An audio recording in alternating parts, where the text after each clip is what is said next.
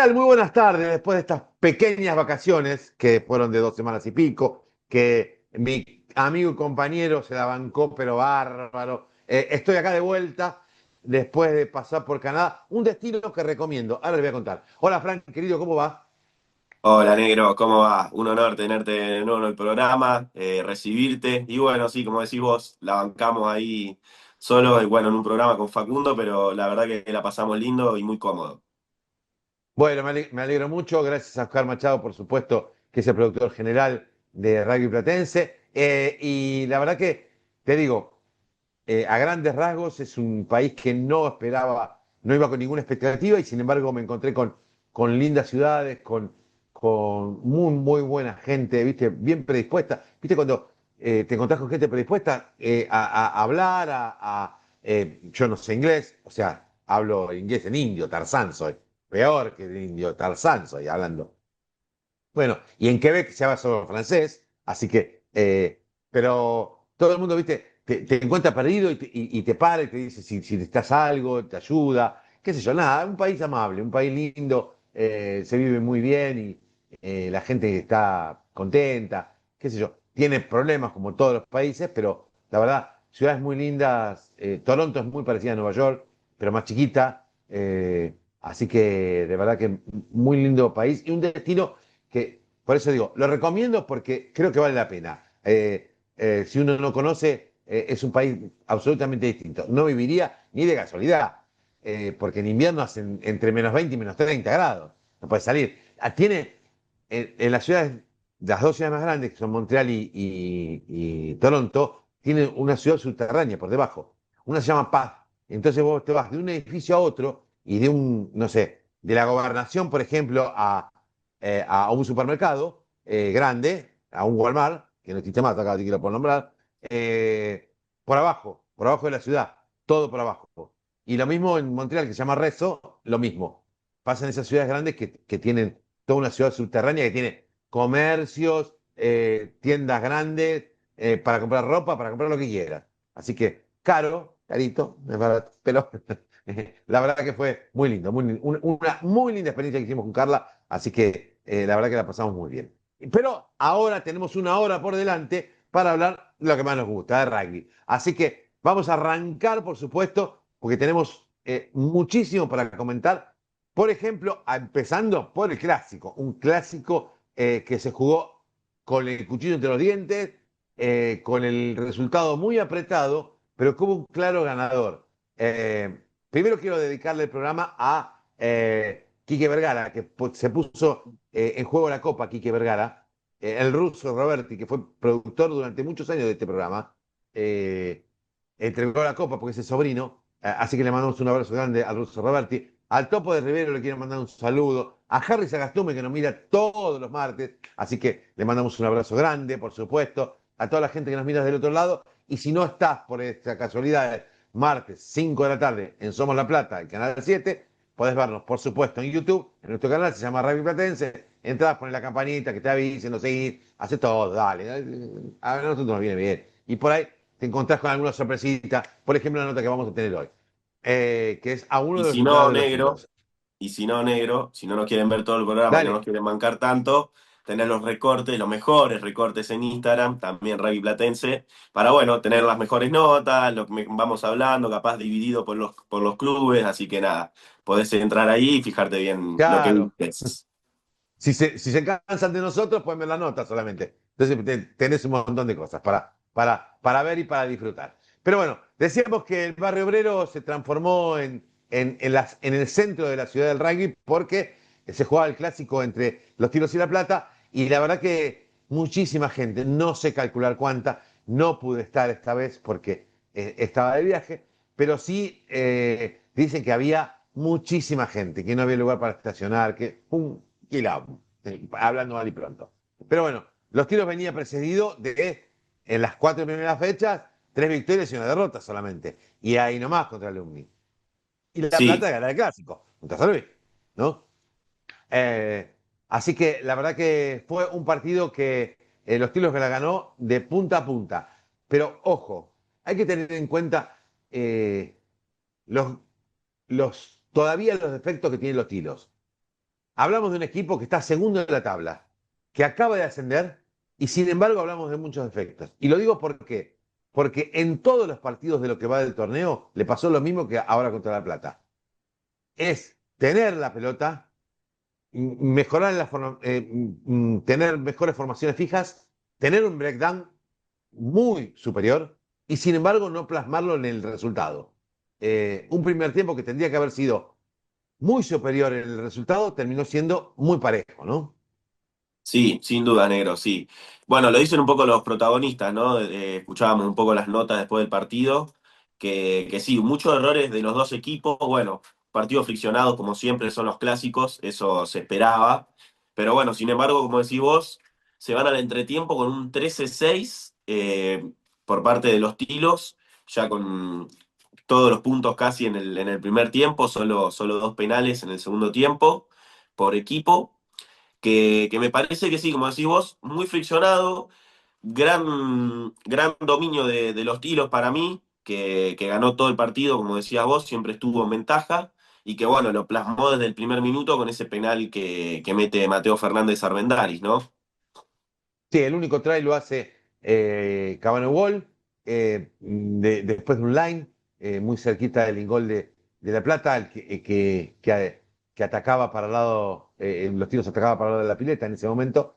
El viento fue influyente, muy influyente, y por eso Federico Sica puso la pelota arriba todo el tiempo, y la respuesta de Ina Guichón y de Mateo Fernández, sobre todo de los dos, en las recepciones fue perfecta, no hubo errores. Pero hubo algunas indisciplinas que le permitieron al reemplazante de Tottenham Sports, muy importante esta situación para La Plata, patear los palos y hacerlo muy bien.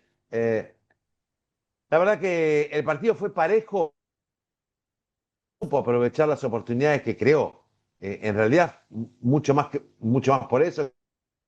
Entonces, de verdad que si nos ponemos por punto, que los tiros fue superior en el breakdown, que fue superior en el line y en el mall, fue superior en el scrum también, no tanto, fue más parejo en eso, pero tuvo más oportunidades y no las supo aprovechar. Bueno, La Plata siempre estuvo a tiro en el marcador hasta los últimos inclusive 3 4 minutos, ¿no? Sí, sí, sí, sí, pero quería remarcar algo antes de ir con lo último. Mencionaste vos justo el autor del único try del partido, Cabano Wall, me parece que fue la figura del partido, ganó todos los line, o casi todos los line que tiraban los tiros y recuperó un montón de pelotas sobre la misma jugada, en la misma posición sería de defensa, que ya te digo, un montón de pelotas que defendió y pudo ganar para los tiros, sobre todo en 5 de los tiros, ahí en 22 de los tiros, que eran pelotas complicadas, que capaz después se podía armar un line y mall, y sin embargo, bueno, como digo, Cabano Wall, que en una se quedó medio golpeado porque lo tiraron desde arriba, cayó con todo. Eh, Me parece que fue una de las figuras influyentes del partido. Y con respecto a lo que decís del segundo tiempo, sí, un penal de Matías Cordero, que bueno, fueron cambiando los pateadores con Mateo, que es el oficial, sería Mateo se resintió para. de una lesión por eso. Claro, claro. Bueno, no sabía, no sabía. Y después Luciano Di Luca, que también otro de los pateadores de La Plata, para después tener los últimos 20 minutos muy friccionados, muy trabados, con una amarilla bueno, del mismo Di Luca a los pocos minutos de haber pateado. Ya lo último, la amarilla de Vares, pero me parece que una gran defensa de los Tilos, con errores, como decís vos, sobre todo los últimos 5 minutos fueron de infarto porque estaban defendiendo en las 5 de ellos y parecía que se venía el try y el empate de La Plata, pero bueno, también errores de La Plata que no supo aprovechar eso y bueno, se terminó quedando con los Tilos una victoria más que importante, ¿no? Estamos con Ignacio Dichón después de lo que fue la victoria de los Tilos 16-9 frente a La Plata en el Clásico. Partido durísimo, Igna. Sí, la verdad arrancamos bien, arrancamos con un penal y con un try y a partir de ahí la verdad que fue palo a palo, el partido nada pudo haber sido para cualquiera de los dos. Creo que estuvimos en el tanteador igual en todo momento encima, pero arriba de ellos, pero nada, no quita que fue una guerra total. Una guerra, como vos decís, en la última jugada terminan defendiendo 5 o 6 minutos, un corazón tremendo de este equipo. Sí, pero nada, la verdad que todo eso viene de errores nuestros.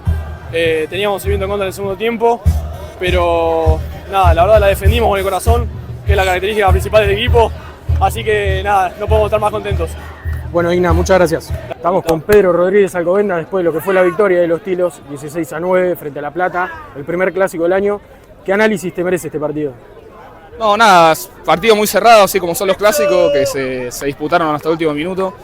Nada, un final para el infarto, pero bueno, por suerte, nada, nos lo pudimos llevar, lo trabajamos mucho, así que nada, muy contento por eso. En partidos así, como vos bien decías, son muy cerrados. ¿Cuánto de lo que practicaron la semana pudieron llevar a la cancha? Y poco a poco, a veces se complica, ellos nos propusieron nada, un juego con mucha presión en los racks, no pudimos. La verdad que nos costó desplayar un poco nuestro juego, pero bueno, nada, por detalles, viste, se termina definiendo y nada, por eso lo ganamos. Bueno, Pexo, gracias. Cambiamos de categoría, dejamos el clásico de lado un minuto y vamos a hablar de una derrota que duele porque fue local, pero que era previsible, porque la U pierde contra Herling estando en partido todo el tiempo. Algo que quiero decir de la U, antes de que me dé la reseña del partido un cachito, Frank, me parece que la U solo le falta el clic de ganar. Porque fíjate que en todos los partidos fue parejo. Estuvo siempre en partido. En este lo mismo. Y sin embargo se le escapa. No, Sí, sí, no sí, sí, puede sí, me conseguir parece que el resultado.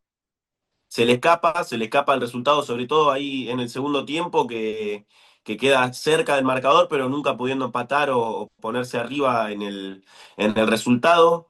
Perdió con Herling, como decías vos, 28-24, que es un equipo que está a mitad de tabla mirando para arriba. La U sigue peleando ahí en esos puestos de abajo.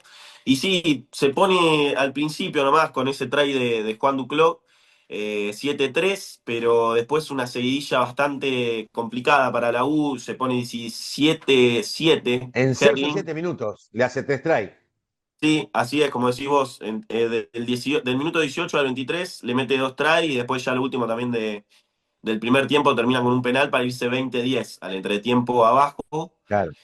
Y el segundo tiempo un poco más de lo mismo, el try de Bautista Herrera los pone en partido de nuevo, poniéndose 17-25. Pero bueno, ya hasta lo último del partido que con ese try de Donofrio no le alcanzó y quedó cerca ahí con un 28-24 que bueno, si hubiera dado 10 minutos más, capaz el partido o 5 minutos más se podía ganar, pero no fue así para la U. Consigue otro punto bonus defensivo bueno, lo aleja un poco de la zona de abajo, pero sigue teniendo 13 puntos y solo tiene 3 equipos abajo de ellos. Bueno, y la próxima fecha frente a Champagnat va a ser duro el rival.